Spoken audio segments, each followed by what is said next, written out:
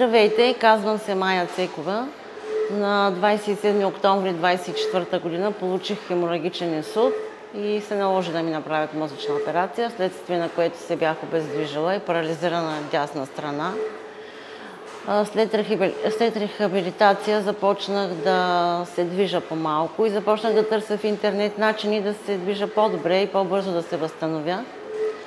Търсейки, попаднах на информация за роботизирана рехабилитация и за Локомат Про. Продължих да търся и намерих информация за клиниката в село Тученица. Свързах се с доктор Данаил Стойчев и се уговорихме ден за постъпване в болницата.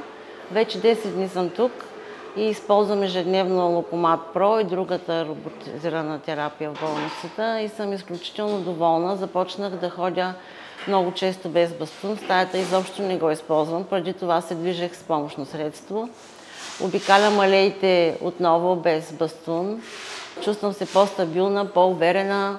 Самочувствието ми се подобри и смятам отново да дойда за напълното ми възстановяване. Благодаря на екипа на болницата за вниманието, което отделят на всеки един пациент и с грижа за индивидуалните проблеми на всеки човек и се стараят да върнат хората към нормалното ежедневие и нормалния живот.